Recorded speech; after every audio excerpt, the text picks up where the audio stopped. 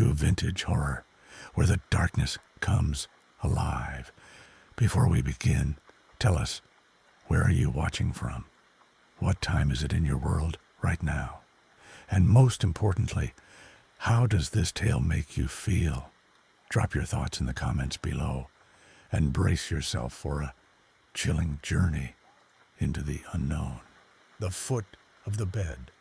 The house smelled of mildew and regret when we first stepped inside.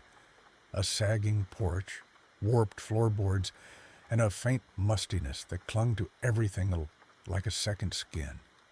It was July 17th, 2023, a humid Tuesday, and Jenny and I stood in the empty living room, our footsteps echoing off peeling wallpaper.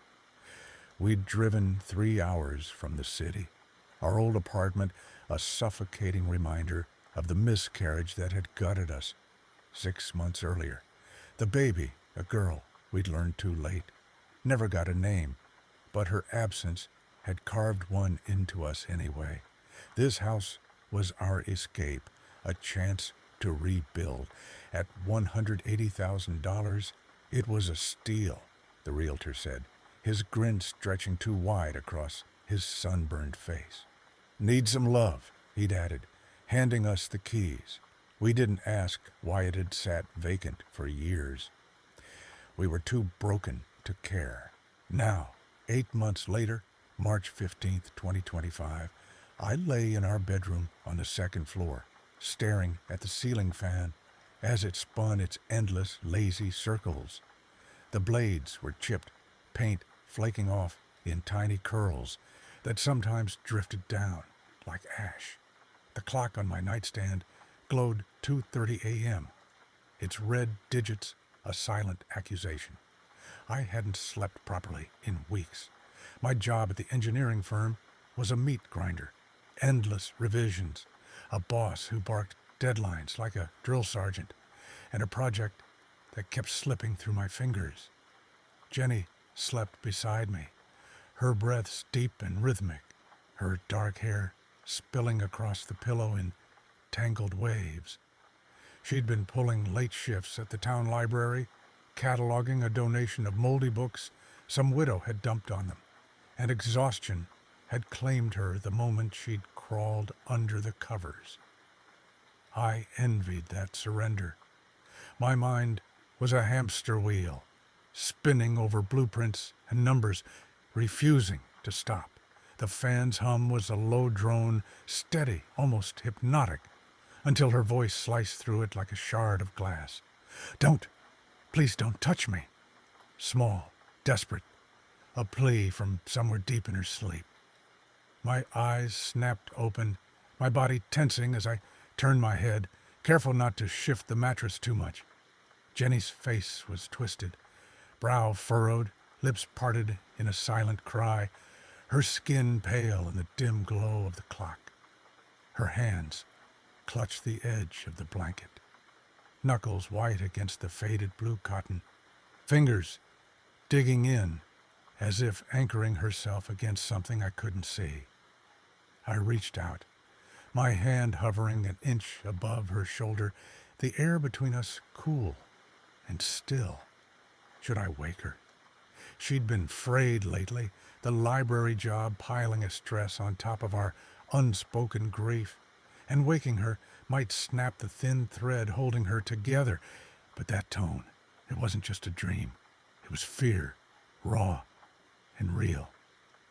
I held my breath, listening. The fan whirred on, its blades slicing the air in a rhythm that felt suddenly off, like a heartbeat skipping. Then I saw it, or thought I did. At the foot of the bed, the blanket twitched, an inch, maybe 2, like a cat had brushed past it with a flick of its tail. But we didn't have a cat. The windows were shut tight. I checked them myself before we turned in. A habit from city living I couldn't shake. My chest tightened, a slow thud building behind my ribs, each beat louder than the last. I propped myself up on one elbow, squinting into the shadows cast by the fan's spinning blades. The blanket settled, then lifted again, higher this time, a full 6 inches, held aloft for a heartbeat before dropping back with a soft rustle. The mattress creaked faintly under the iron frame, a shallow depression forming where the fabric had risen, like someone had pressed a hand there, testing its give, feeling the springs beneath. Jenny. My whisper barely carried over the fan's hum, a fragile thread of sound swallowed by the dark. She didn't stir, but her muttering grew sharper, more insistent. No, stay back. Her voice was a blade now, cutting through the stillness, edged with something I hadn't heard in her before. Anger, maybe, or defiance. I grabbed my phone from the nightstand, the screen's blue glow blinding for a moment as I fumbled to turn on the flashlight. My thumb slipped twice, sweat slicking my skin despite the room's chill. The beam finally snapped on, a thin white lance sweeping across the room. The dresser in the corner with its chipped oak veneer. The armchair buried under a pile of laundry I'd promised to fold. The closet door cracked open just enough to show a sliver of deeper black inside. Nothing moved. No one stood there. Just us, alone in this creaking house, or so I told myself. The depression deepened. The mattress springs groaning softly, a sound like old bones settling. My heart slammed against my chest, a drum beat I couldn't silence, loud enough to drown out the fan for a moment. A car rolled by, outside, its headlights slicing through the blinds in a quick, sweeping arc that painted the walls with fleeting stripes of gold. For that split second, I saw it, a shadow, darker than the room's natural gloom, crouched at the foot of the bed. Human-shaped, but blurred, like a figure caught in a rain-streaked window, its edges smudged and unsteady. My breath caught, a sharp hitch in my throat, and then the light passed, plunging the room back into darkness. The shadow was gone, if it had ever been there. The blanket stayed up, pulled taut in a way no draft could explain. The fabric stretched as if gripped by invisible fingers. Jenny's hands tightened on her side, her nails scraping the cotton with a faint, dry rasp. I couldn't move at first, my body locked, every muscle coiled tight. My throat felt like it had been stuffed with sand, choking off any sound I might have made. The fan kept spinning, its hum a cruel mockery of normalcy, oblivious to the weight pressing down on the bed. I reached for the lamp on my nightstand, my hand trembling so badly, the base rattled against the wood, a sharp clack that made me flinch. The switch clicked under my fingers, once, twice, nothing. The bulb didn't flicker, didn't hum. Dead, or something didn't want it on. The depression shifted, the mattress tilting slightly as if whatever sat there was turning to face us, adjusting its weight with purpose. A chill hit, sudden and sharp, cutting through the room like a blade of ice. My breath clouded in front of me, white puffs hanging in the air, curling and dissipating as the temperature plunged.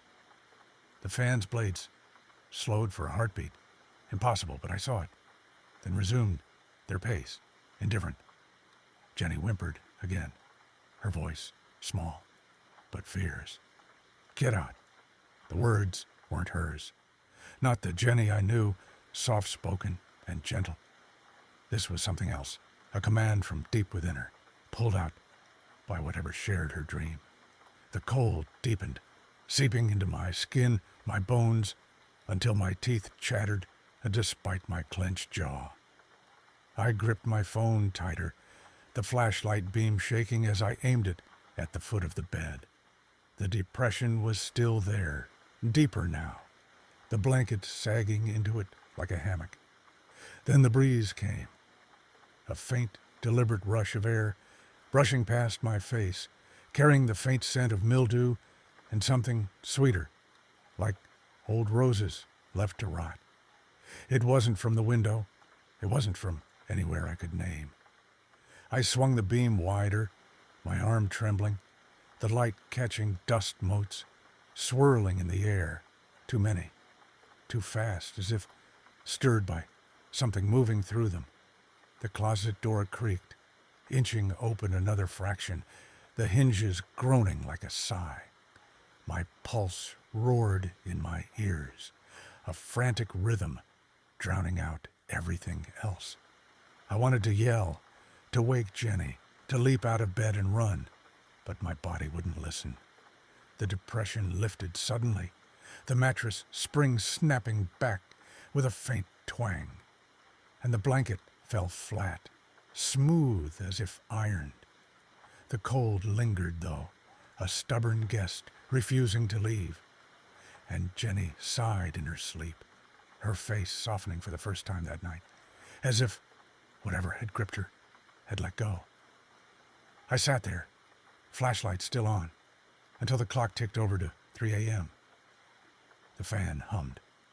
The room was still. But I knew in a way I couldn't explain, that we weren't alone in this house anymore. Morning came too slowly after that first night, a gray smear of light creeping through the blinds as the clock ticked past 6 a.m. I hadn't slept, just lay there, phone clutched in my hand, the flashlight beam still on, until its battery drained to 10%. The fan spun above me, its hum a relentless drone. And Jenny stirred beside me, her breathing softening as the dawn chased away whatever had gripped her dreams. I counted its rotations, 312, then 313, until my eyes burned and my neck ached from staring at the ceiling. When she finally woke at 7:15, shuffling to the kitchen in her oversized sweater, I dragged myself out of bed, the weight of the night pressing down like a lead blanket. "Bad dream?" I asked, leaning against the counter as she fumbled with the coffee maker. My voice was steady, practiced, hiding the tremor that still lingered in my chest. The kitchen smelled of burnt toast from yesterday and the faint mildew that seeped from the walls, our constant companion in this old house. She nodded, rubbing her temples with a wince. "Yeah, an old woman. Gray hair, hollow eyes, all hunched over. She kept trying to climb into bed with us, muttering that it was hers. She forced a laugh, brittle and thin, like glass about to crack. Creepy, right?" My stomach twisted into a knot, but I kept my face neutral, pouring water into the machine to give my hand something to do. "Yeah, creepy." I didn't tell her about the blanket lifting, the depression in the mattress, the shadow that flickered in the headlight's glow. Not yet. She'd think I was losing it. My job at the engineering firm had been a pressure cooker lately, deadlines piling up like bricks on my chest, and she'd chalk it up to stress. Or worse, she'd believe me, and that would make it real. I couldn't handle real. Not yet. We ate breakfast in silence, the clink of spoons against cereal bowls, too loud in the stillness. Jenny left for the library at 8:30, her kiss on my cheek distracted, her bag slung over her shoulder like a shield. I waited until her car's engine faded down the street before I started digging. If something was in this house, I needed to know what, or who it was. The realtor's file was still in the junk drawer, a faded manila folder stuffed with papers that spilled out when I yanked it open. I spread them across the kitchen table, coffee cooling beside me in a chipped mug. The ink was smudged, but one name stood out on the third page: Eleanor Grayson, owner from 1955 to 1998. Died here, aged 86, 'cause listed as Natural causes. A handwritten note from the bank's foreclosure report caught my eye. Resident suffered from advanced dementia in her final years. Property neglected. Multiple complaints from neighbors. My skin prickled, a faint itch crawling up my arms. Dementia. Wandering. Lost. I opened my laptop, fingers clumsy on the keys as I searched county records online. The Wi-Fi stuttering in this creaky old house. Eleanor's life, unfolded in fragments. Born 1912, in a farming town, 30 miles east. Married in 1934 to a man named Harold Grayson. Widowed in 1971, when their only son, Daniel, was killed in Vietnam at 22. No other children. She'd bought this house with Harold's savings in 55. A modest 3-bedroom, built in 1946, and stayed after he died of a heart attack in 68. By the 1980s, dementia had crept in. Records from the sheriff's office logged complaints. Mrs. Grayson entered neighbor's home 3 a.m. looking for her bed. Dated 1987. Another 1995. Subject confused, harmless, returned to residence. She died here, alone, in March 1998. March 15th, I realized, with a jolt. 54 years ago today. My coffee was cold now, the mug's handle slick with sweat from my palm. Was that her last night? Confused even in death, climbing into what she thought was her bed? The thought lodged in my chest, heavy and sharp, like a splinter I couldn't pull out. Jenny's dream, the old woman, hollow-eyed, claiming the bed, matched too perfectly. I needed more. I stood, the chair scraping the linoleum with a harsh screech, and started walking the house.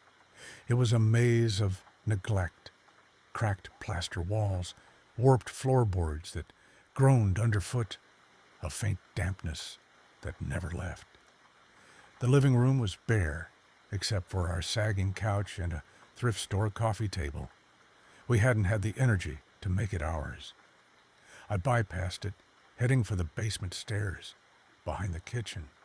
The door stuck, swollen from years of moisture, and I had to shove it open with my shoulder. The air that rushed up was cold, thick with the smell of wet earth and rust, and the wooden steps creaked as I descended, my phone's flashlight casting a thin beam into the dark.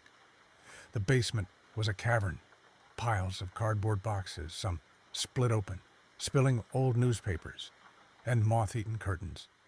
A rusted toolbox sat in one corner, its lid ajar, screwdrivers and wrenches scattered like bones. A cracked mirror leaned against the wall, reflecting my face, pale, unshaven, eyes sunken from too many sleepless nights. I moved deeper, the air growing heavier, the dampness coating my throat. In the far corner, under a tarp, stiff with dust, I found a wooden crate stamped Grayson, 1955. My pulse quickened as I pried it open, the nails squealing against the wood. Inside were photo albums, black and white snapshots, curling at the edges. Eleanor and Harold on the porch, smiling, 1956. Daniel as a toddler, then a teenager, grinning with a fishing pole. Then just Eleanor, older, alone, her smile fading with each frame. The last photo was undated. Her in the bedroom, our bedroom, standing by the iron-framed bed, its paint chipped. Even then, her eyes were distant, her hands clasped tight, like she was holding on to something she'd already lost. I took the albums upstairs, my hands shaking, as I flipped through them at the table. One page had a letter tucked inside, yellowed, dated March 10th, 1971, from Daniel in Vietnam. "Mom, sell the house," he'd written, his script uneven. "It's too big for you alone. Dad would want you to move on." 5 days later, he was dead. A mortar round in a jungle he'd never come back from. Eleanor didn't sell. She stayed, and the house stayed with her. The attic was next. The pull-down ladder groaned as I climbed, dust raining down in thick clouds that stung my eyes. The air up there was dry, suffocating, the heat trapped under the slanted roof despite the March chill outside. Trunks lined the walls, their leather cracked, spilling clothes, dresses with frayed hems, a man's wool coat eaten by moths. In one, I found a diary, its cover faded blue, pages brittle. Eleanor Grayson, 1985, scrawled on the first line. I sat on the floor, the wood creaking under me, and read. I hear Daniel calling from the bed, she'd written, her handwriting shaky. He wants me to rest. The house is so quiet now. Later entries blurred, dates missing, words smudged. Where am I? This isn't my room. I need my bed. My throat tightened. She'd lost herself long before she died, wandering in body and mind. I closed the diary, the dust sticking to my fingers, and stared at the attic's shadows. The house felt alive now, watching me, its silence heavier than before. That night, I set up my old GoPro at the foot of the bed, its red light blinking as it recorded. Jenny came home late, exhausted, and frowned at the camera. What's this, Tom? She asked, her voice sharp. Just checking something, I said, avoiding her eyes. She didn't push, just climbed into bed, the mattress creaking under her. I joined her, the fan humming, the clock ticking past 2 a.m. At 2:50, it happened again. The blanket rose, 6 inches, then a foot, held there like a flag in still air. The mattress sank, deeper this time, the springs groaning loud enough to wake Jenny. She muttered, "You need to leave," her voice hard, not her own. The cold hit, my breath fogging, and a breeze brushed past, a faint rush of air smelling of mildew and roses. Jenny sighed, rolling over, her face peaceful, and the depression vanished, the blanket dropping flat. The GoPro's light blinked on, steady, unyielding. I didn't sleep again, just watched the ceiling fan until dawn, its blades slicing the air in a rhythm that felt mocking now. Jenny woke at 7:30, groggy, her hair a tangled mess, as she shuffled to the kitchen. I followed, the GoPro footage burning a hole in my mind. Over breakfast, burnt toast and lukewarm coffee, I showed her the clip. At 2:51 a.m., the blanket lifted, the mattress dented, and a faint shadow flickered across the frame. Not solid, but there, a smudge of darkness against the bed's edge. Jenny stared, her spoon frozen halfway to her mouth, then pushed her plate away, the ceramic scraping the table with a harsh screech. "What do we do, Tom?" Her voice trembled, her eyes wide, searching mine for an answer I didn't have. "I don't know," I admitted, my throat dry despite the coffee. "But it's not my imagination. You saw it." She nodded, slow, her fingers twisting the hem of her sweater. "The dream." She was angrier this time, told me to get out, that I didn't belong. She swallowed hard. "Who is she?" "Eleanor Grayson," I said, the name heavy on my tongue. "She lived here, died here. I think she's still here." Jenny's face paled, the color draining until her freckles stood out like ink spots. "You're serious?" "Yeah." I pulled the photo album from the crate, flipping to the picture of Eleanor by the bed. This was her room, her bed. She stared at it, her breath shallow, then stood abruptly. "I need to get to work. We'll talk later." She grabbed her bag and left, the door slamming behind her. I sat there, the house silent, except for the faint drip of the kitchen faucet and replayed the footage. The shadow moved, slight but deliberate, turning toward the camera before fading. My skin crawled, a cold sweat breaking out across my back. That afternoon, I knocked on Mrs. Hargrove's door across the street. She was in her 80s, a widow with sharp eyes and a living room cluttered with doilies and faded photos. She invited me in, pouring tea from a chipped pot as I sat on her floral couch, the springs creaking under me. "Eleanor Grayson," I said, sipping the bitter brew. "You knew her?" Her eyes narrowed, sharp despite her age. "Oh, yes. Poor thing. Lived in that house since the 50s. Lost her boy Daniel in Vietnam. 71. Never recovered. She'd wander into my place sometimes, middle of the night, looking for her bed, muttering about needing to rest." My pulse quickened, a thud against my ribs. "Did she ever seem lost after she died?"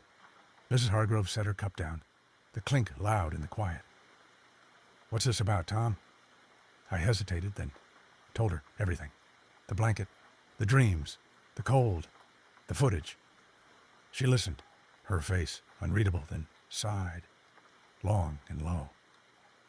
"Sounds like Eleanor, all right. She loved that house. Died in that bedroom, you know. March 15th, 98. If she's still there, she's not mad. Just confused. Poor soul." "What do we do?" I asked, my voice cracking. "Talk to her," she said simply, folding her hands. "She always listened when you spoke kindly. Used to sit with her, after Daniel, when she'd cry herself hoarse. She'd calm down if you held her hand." I left her house with a pit in my stomach, the tea sour on my tongue. Back home, I watched the footage again, frame by frame. At 2:52, the shadow shifted, and I swore I saw a hand, thin, bony, reach toward the blanket before dissolving. My hand shook as I paused it, the image frozen on my laptop screen. That night, it escalated. Jenny came home late, silent, and we went to bed without talking, the GoPro rolling. At 2:45, the blanket jerked, not lifted, but yanked, a foot off the bed, snapping taut like a sail in a storm. The mattress sank hard, the frame rattling, and a low groan echoed from the springs, loud enough to jolt Jenny awake. She gasped, clutching my arm, her nails digging in. "Tom, what's happening?" Before I could answer, the cold slammed into us, sharper than before, my breath fogging in thick clouds. The fan slowed, blades stuttering, then sped up, a whine cutting through the air. Jenny muttered, "Get out," her voice, not hers, hard and commanding, and the blanket twisted as if wrung by invisible hands. The GoPro's light flickered, and I heard it, a whisper, faint but clear, from the bed's edge. My bed. The breeze came again, stronger, carrying that mildew rose scent, and something brushed my cheek, cold, fleeting, like fingers grazing my skin. Jenny screamed, scrambling back against the headboard, her eyes wild. The depression shifted, the mattress tilting as if something climbed up. Closer. I grabbed the flashlight, its beam shaking as I swung it around. Nothing, just shadows dancing in the dust. Then the closet door creaked open, slow, deliberate, revealing a black void beyond. The whisper came again, louder. "Mine." The blanket dropped. The cold eased, and Jenny sobbed, burying her face in my chest. The GoPro blinked off, its battery dead. The house felt different after that night, like it was holding its breath, waiting. Jenny barely spoke the next morning, March 16th, her eyes red-rimmed as she poured coffee with trembling hands. The GoPro footage sat on my laptop, unplayed since its battery died. A silent accusation I couldn't face yet, Breakfast was a ritual of avoidance. Burnt toast crumbs on the table. The drip of the faucet counting out seconds we didn't fill with words. She left for the library at 8:30, her kiss on my cheek cold and perfunctory. And I stayed behind, the weight of the house pressing down harder than ever. I needed answers, something solid to grip onto before we both broke. The attic called me back, its pull stronger now, like a thread tugging at my gut. The ladder creaked as I climbed, dust swirling in thick clouds that stung my eyes and coated my throat. The air was dry, oppressive, the heat trapped under the slanted roof despite the March chill outside. I moved to the trunk where I'd found Eleanor's diary, its faded blue cover catching the faint light from a cracked skylight. Beside it was another box, smaller, wooden, its hinges rusted shut. I pried it open with a screwdriver from the basement, the metal screeching in protest, and inside found a stack of letters tied with twine, yellowed and brittle, next to a pile of Polaroids. The letters were from Daniel, postmarked 1969 to 1971. His handwriting tight and uneven. "Mom, sell the house," one read, dated January 1970. "It's too big for you alone. Dad wouldn't want you stuck there." Another, March 5th, 1971. "I'm coming home soon. Promise. Don't wait up every night." 5 days later, he was dead. A mortar, round in a jungle, half a world away. The last letter wasn't mailed. Written March 14th, found in Eleanor's things after. "If I don't make it, take care of her, please. She's all I've got left." It was addressed to no one, a plea to the universe he'd never see answered. My chest tightened, the paper crinkling in my hands as I set it down. The Polaroids were worse. Early ones showed Eleanor and Harold, smiling, younger, on the porch in '56. Then Daniel, toddler, teenager, soldier. After '71, it was just her, alone, her smile fading with each shot. One caught my breath, undated but late, her hair gray and thin, standing in our bedroom by the iron-frame bed. Her eyes were distant, hollow, her hands clasped tight like she was praying or holding on to something already gone. The next photo was the same scene, but her face was scratched out, deep gouges tearing through the emulsion. Then another and another, dozens, all scratched, her presence erased by someone's frantic hand. Hers, I realized, the diary's words echoing. "Where am I?" I brought the box downstairs, spreading its contents across the kitchen table. The diary's later entries were chaos. Dates missing, ink smudged. Daniel's in the bed, calling. I can't find him. "This isn't my room. I need my bed." They're all gone, but the house stays. Her mind had unraveled long before her body gave out, trapped in a loop of loss and confusion. I sat there, the house silent except for the faint hum of the fridge, and felt her presence in the walls, the floorboards, the air itself. Jenny came home at 6 p.m., her face pale, clutching a book from the library, a battered town history, its spine cracked. "Look at this," she said, her voice shaky as she opened it to page 47. Eleanor Grayson, widow, known for nighttime wanderings, died March 15th, 1998, in her home. A grainy photo matched the Polaroid. Same bed, same room, same hollow stare. I found it in a donation pile today. It's her, Tom. I nodded, showing her the letters, the scratched photos. She lost everything. Her husband's, her son, her mind. This house was all she had left. That night, the bed shook. Not a twitch, but a jolt, like something slammed into it from below. Jenny gasped, bolting upright, her eyes wide in the dark. "She's here," she whispered, her voice cracking. The GoPro, recharged, rolled, its red light steady.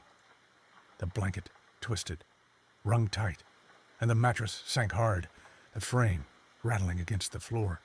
A voice, not a whisper now, but a rasp, came from the foot. "Mine!"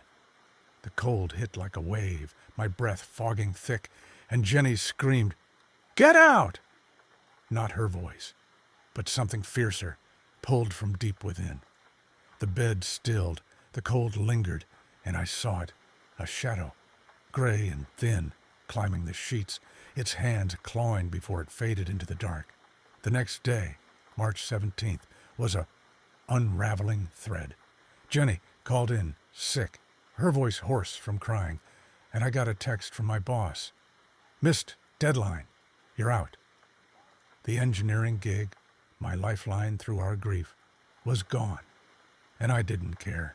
The house had taken over, its presence a weight we couldn't shake. We sat in the living room, the couch sagging under us, staring at the bedroom door down the hall like it might open on its own. "It's getting worse," Jenny said, her hands twisting a tissue into shreds.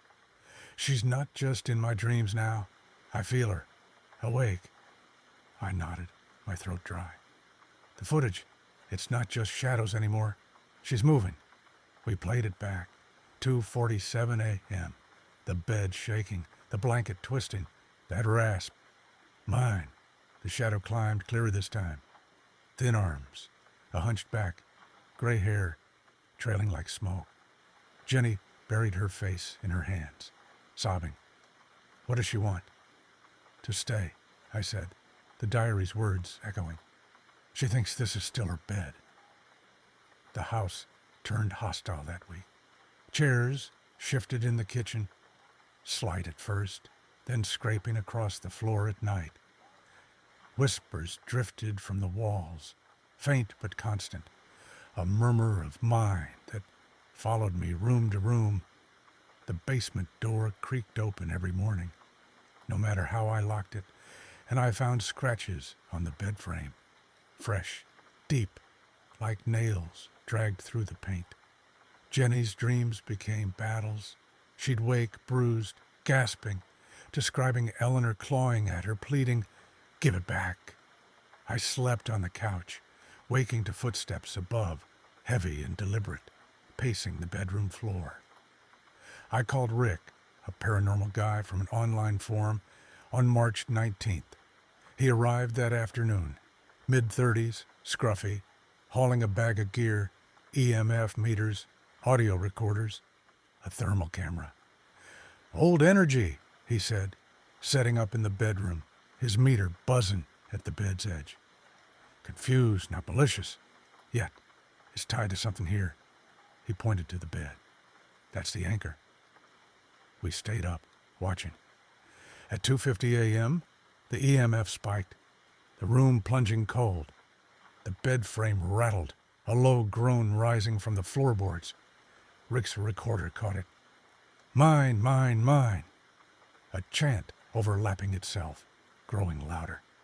The blanket yanked off, flying to the corner, and the mattress sank, the shadow forming. Eleanor, gray and skeletal, clawing up the sheets.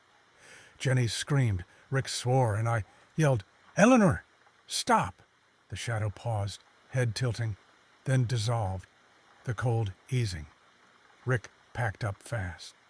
"You've got a problem," he said, leaving. "It's waking up." Jenny broke that morning, March 20th. "I can't do this, Tom," she sobbed, packing a bag. "She's in my head, my skin. I'm losing it." I grabbed her arm, desperate. "We'll fix it, I promise." She stayed, but the fracture between us widened. I called Father Martinez that day, a priest from St. Mary's I'd heard about from a co-worker. He arrived at dusk, wiry, 60s, calm, carrying a leather bag with a rosary dangling from the strap. "Tell me everything," he said, sitting at our kitchen table, his voice steady as I spilled it all. Blanket, shadows, Eleanor's voice. Jenny sat silent, clutching a mug she didn't drink from. He walked the house, sprinkling holy water, his lips moving in quiet Latin. In the bedroom, he stopped at the bed's foot, his hand trembling as he made the cross. "Something's here," he said softly. "Old, lost, clinging hard." He set candles on the nightstands, their flames flickering in the still air, and began the ritual. Prayers, rising, strong and rhythmic. At 2:50 a.m., it fought back. The bed shook violently, the frame slamming the floor, a growl ripping from the springs. The candles flared, wax dripping fast, and a voice roared, "Mine!" Not a rasp now, but a scream. The cold hit like a storm, frost creeping up the walls, my breath a thick fog. Jenny sobbed, "Grandma, help her!" Her voice breaking, calling something I couldn't see. Martinez raised his cross, shouting, "In nomine Patris." The shadow rose. Eleanor, fully formed, gray and gaunt, clawing at the air, her eyes black pits of rage and sorrow. The room pulsed, the fan spinning wild, papers flying from the dresser. Jenny fell to her knees, whispering, "It's okay. You can go." And I saw it. Another shadow, softer, guiding Eleanor's hands down.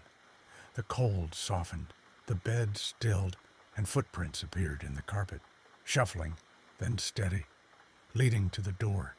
The GoPro caught it. 2 figures, one fading as the other let it out, dissolving into the hall's dark. Martinez lowered his cross, sweating. "She's gone," he said. "Someone came for her." The morning after Father Martinez left, March 21st, 2025, dawned brighter than it had any right to. Sunlight streamed through the bedroom blinds, painting golden stripes across the floor where Eleanor's footprints had faded. 2 sets, one halting and confused, the other steady and sure, dissolving at the door's edge like mist burned off by daybreak. The house was silent, no whispers, no creaks beyond the usual settling of old wood, no weight pressing down from the shadows. Jenny woke slowly, her eyes clearer than they'd been in weeks. The red rims gone, replaced by a tentative calm. She stretched beside me, her bare feet brushing mine under the sheets, and murmured, "It's over, isn't it?" I nodded, my throat tight, still half expecting the blanket to twitch. "Yeah, I think so." The fan spun above us, its hum steady now, no stuttering or whining, just a soft drone that felt like a promise. We lay there, listening to it, the clock ticking past 7 a.m., its red digits no longer a countdown to dread. Breakfast was different. Coffee brewed without shaking hands, toast unburnt for once, the kitchen smelling of warmth instead of mildew. Jenny told me her dream, her voice soft over the clink of mugs. "Grandma was there, Tom. My real grandma, the one who died when I was 10. She came in a white dress, like she wore in old photos, and took Eleanor's hand. Eleanor was crying, saying she didn't know where to go, and Grandma just smiled, said, 'Come with me, it's time.' They walked out together, and I woke up feeling light. I believed her, not because I saw it, but because the house did. The air felt thinner, the walls less heavy, like a guest had finally left after overstaying. I pulled the GoPro footage from the night before, my hand steady as I plugged it into my laptop. At 2:53 a.m., the bed stilled, the cold eased, and there they were. 2 shadows on the grainy screen, one hunched in gray, the other upright and soft-edged, moving toward the door. The carpet showed it too, those footprints captured in a single frame before the camera's battery flickered out. I saved the file, labeled it Eleanor's Goodbye, and closed the laptop. We didn't need to watch it again. That week, we reclaimed the room. Jenny picked a soft blue paint. Sky at dawn, the can said, and we brushed it over the walls, covering the scratches on the bed frame, the faint stains we'd never noticed before. The iron frame stayed. We couldn't afford a new one. But we sanded it down, painted it black, made it ours. I burned Eleanor's last Polaroid in the backyard, the one with her face scratched out, watching the smoke curl upward in thin gray tendrils. A quiet goodbye. Jenny planted marigolds along the porch, their orange blooms a splash of life against the peeling wood.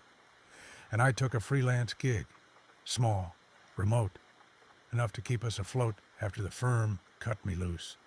Nights were different now. We slept with the window cracked, letting in the March breeze, crisp, clean, no trace of mildew or roses. The fan hummed, the clock ticked, and Jenny's breathing beside me was a rhythm I could finally match. But sometimes I'd wake at 2:50 a.m., my body still wired to that hour, and lie there staring at the foot of the bed.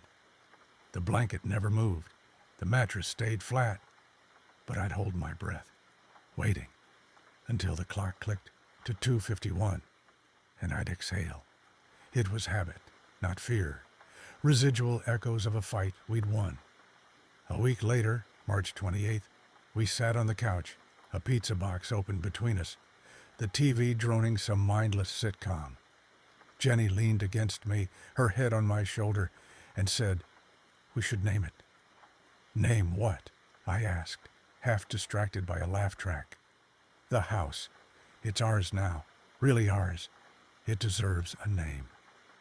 I thought about it, the weight of the last weeks, settling into something softer.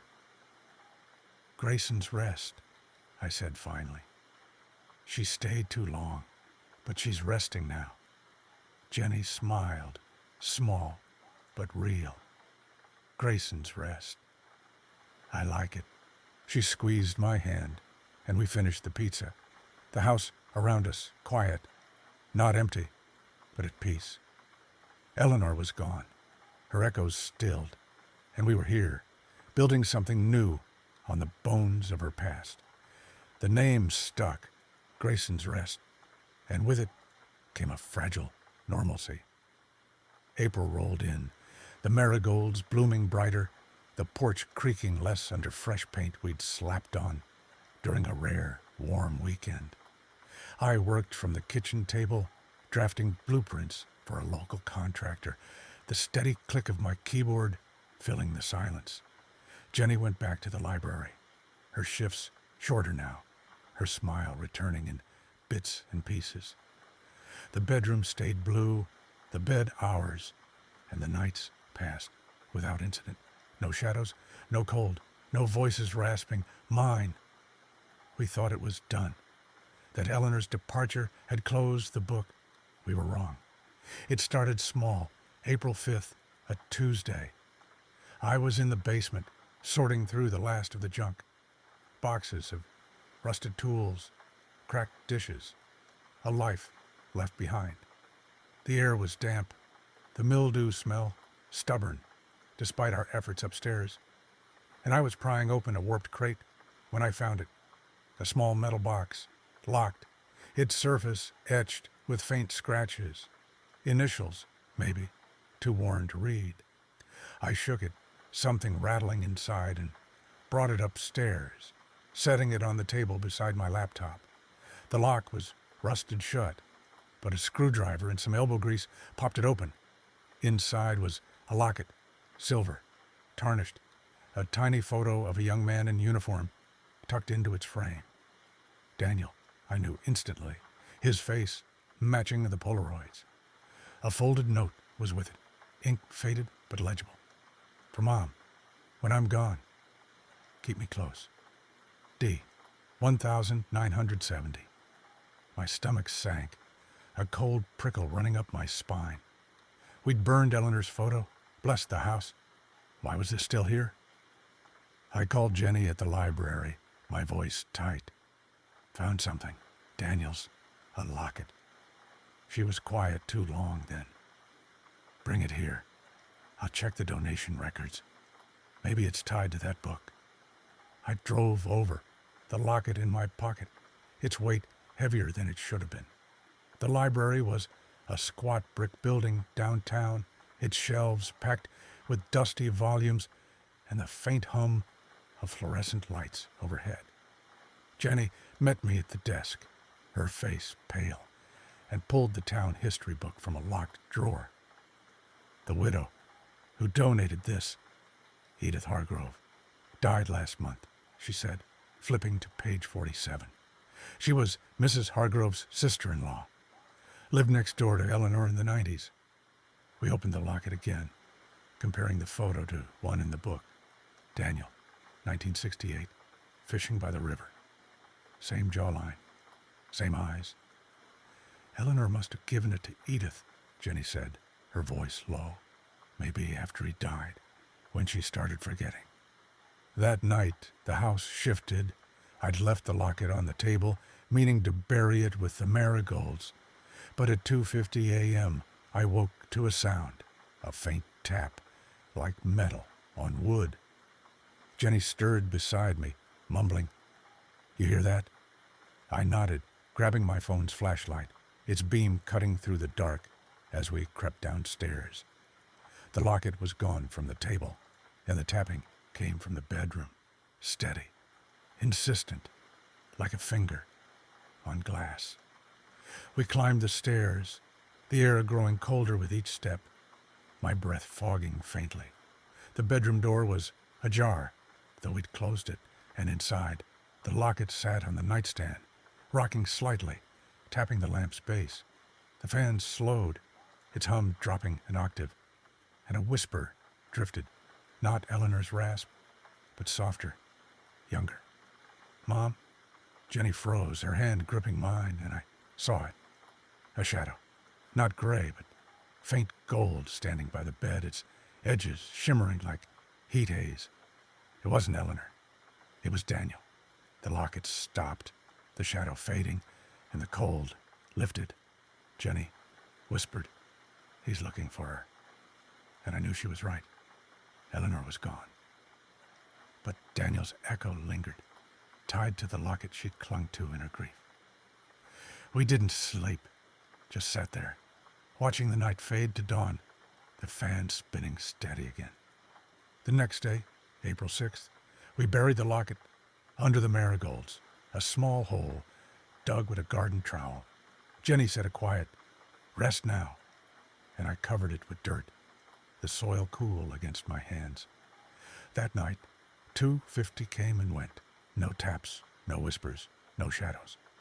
The house stayed still, the marigolds swaying in the breeze outside, but I wondered, as I lay awake, if we'd ever be free of the echoes. Eleanor's, Daniel's, ours. Grayson's rest was ours, yes, but it held more than us now. Layers of memory we couldn't paint over. Jenny slept beside me, her breathing soft, and I let the fan's hum carry me off, hoping the quiet would last. April 7th, 2025, started innocently enough. A Monday, the sky overcast with a promise of rain. The marigolds outside Grayson's rest, drooping slightly under the gray light. We'd buried Daniel's locket the day before, and the house had stayed quiet that night.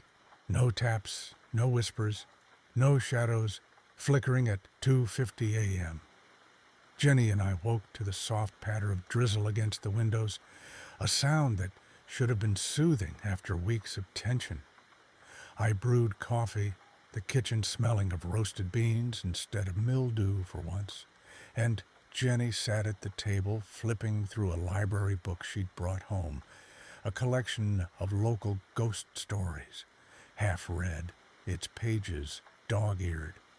Research, she'd called it, a faint smile tugging at her lips. We were trying to move on, to make this place ours, but the echoes of Eleanor and Daniel lingered in the corners of my mind, faint but stubborn.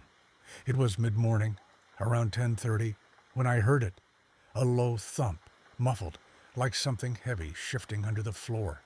I was in the living room, sketching a freelance blueprint on my laptop, the couch creaking under me as I paused, pencil hovering over the screen. The sound came again. Thump, thump. A slow, deliberate rhythm, not the house settling or the wind rattling the porch. It was deeper, primal, vibrating through the floorboards into my feet. I set the laptop aside, my pulse ticking up, and listened. The drizzle outside tapped the windows. The fridge hummed in the kitchen, but this was different, closer, beneath us. "Jenny," I called, standing, my voice sharper than I meant it to be. She appeared in the doorway, book in hand, her brow furrowing. "You hear that?" She tilted her head, listening, and then it came again. Thump, thump, thump. 3 beats, steady, like a heartbeat under the house. Her eyes widened, the book slipping slightly in her grip. "What is that?" "I don't know," I said, my mouth dry. "Basement, maybe?" We'd avoided it since the locket. Too many ghosts in its damp shadows. But this felt insistent, pulling us down. The basement door was behind the kitchen, its paint chipped, the knob cold under my hand. It stuck, swollen from years of moisture, and I had to shove it open, the hinges groaning like a wounded animal. The air that rushed up was thick, wet, smelling of earth and rust, a faint tang of something metallic underneath. Jenny grabbed a flashlight from the drawer, its beam cutting through the dark as we descended, the wooden steps creaking under our weight. The thumping grew louder, clearer. Thump, thump, echoing off the concrete walls, a pulse that matched my own racing heart. The basement was a mess. Boxes we'd never unpacked, rusted tools scattered from Eleanor's crate, the cracked mirror reflecting our silhouettes in jagged pieces. The sound came from the far corner, near the tarp where I'd found the Grayson stamp. I moved toward it, Jenny close behind, her breathing shallow in the damp air. The tarp was stiff with dust, crinkling as I pulled it back, revealing a patch of bare concrete. Cracked, uneven, stained dark in places like old blood. The thumping stopped, the silence sudden and heavy, pressing against my ears. "Tom," Jenny whispered, her flashlight trembling as she aimed it at the floor. There, in the concrete, was a faint outline, a rectangle about 3 feet by 2 etched into the surface like a seam. It wasn't there before. I'd have noticed when I found the crate. My stomach twisted, a cold sweat breaking out across my back. "What's that?" I knelt, running my fingers over the edge. Rough, cold, slightly raised. "A hatch," I said, my voice barely audible. "Or a cover." The thumping started again. Thump, thump. Directly beneath it, vibrating through my knees. Jenny gasped, stepping back, and I grabbed a crowbar from the toolbox, my hands shaking as I wedged it into the seam. The concrete groaned, dust puffing up as it lifted, revealing a shallow pit, dark, damp, lined with crumbling dirt. Inside was a wooden box, smaller than the lockets, its lid warped and stained, a faint carving on top. DG, 1971. "Daniel!" Jenny breathed, her voice trembling. I pried the box open, the wood splintering under the crowbar, and inside was a bundle wrapped in faded cloth. Letters, a dozen or more, tied with twine, and a small vial of dirt, sealed with wax. The thumping stopped again, the air growing colder, my breath fogging faintly in the flashlight's beam. I unfolded the top letter. Daniel's handwriting, dated March 12th, 1971. "Mom, if I don't come back, bury this where I slept. Keep me home. My hands froze, the paper crinkling as I stared at it. He'd meant the bed upstairs, but Eleanor, lost in her grief, her mind unraveling, had buried it here instead. Jenny clutched my arm, her nails digging in. "He's still here," she said, her voice breaking. Not all of him left with her. The cold deepened, a faint whisper drifting up from the pit.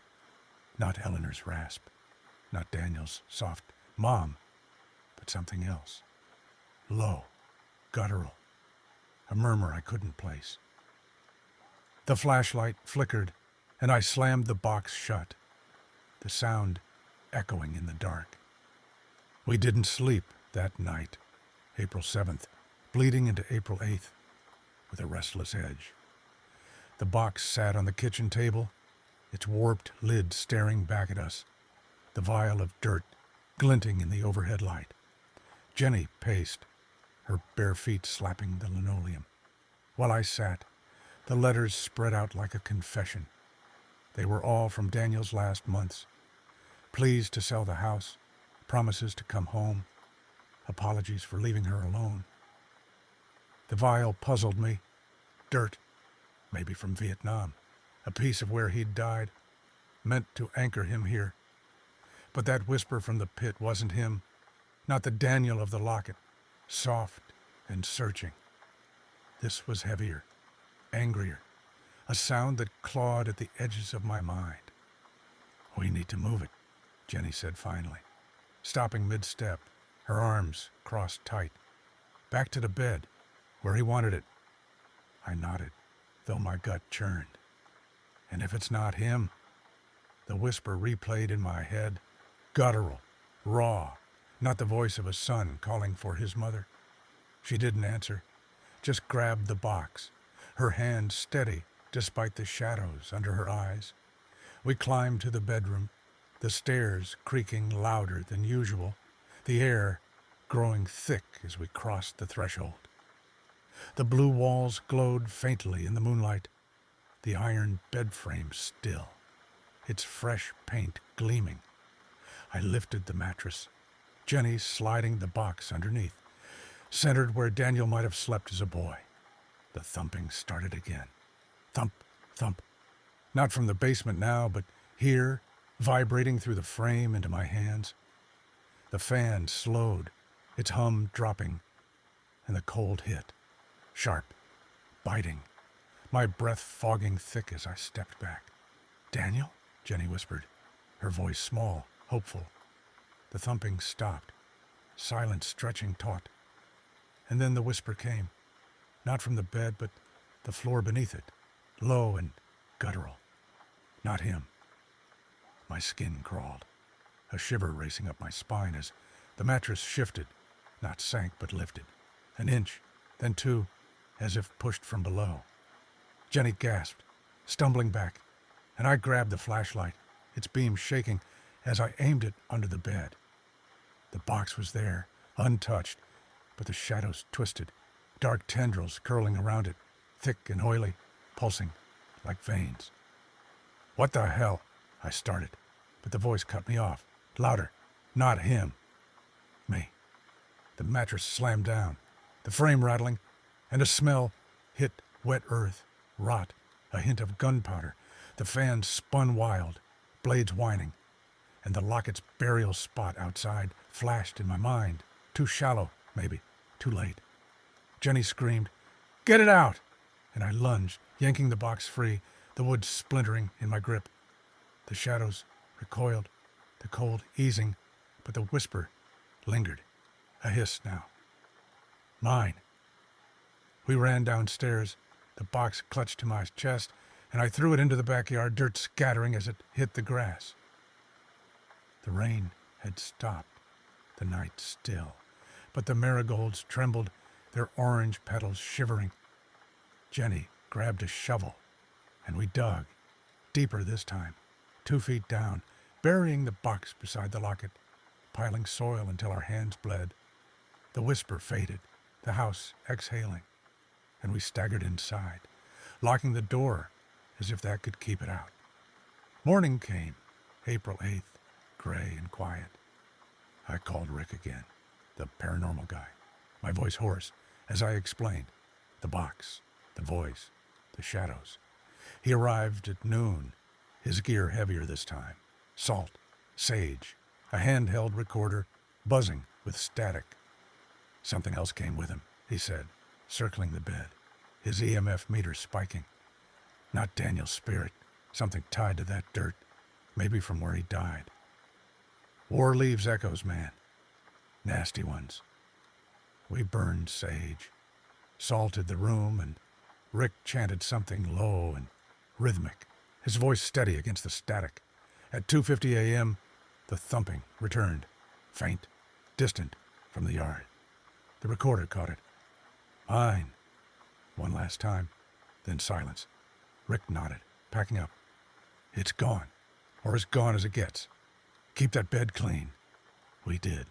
The blue walls stayed, the fan hummed, and the marigolds grew over the burial spot. A quiet guard. But I hear it sometimes, late at night, a faint thump, far off, under the earth.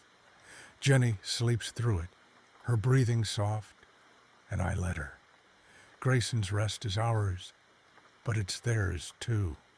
Eleanor, Daniel, and whatever came back with him, buried but not forgotten.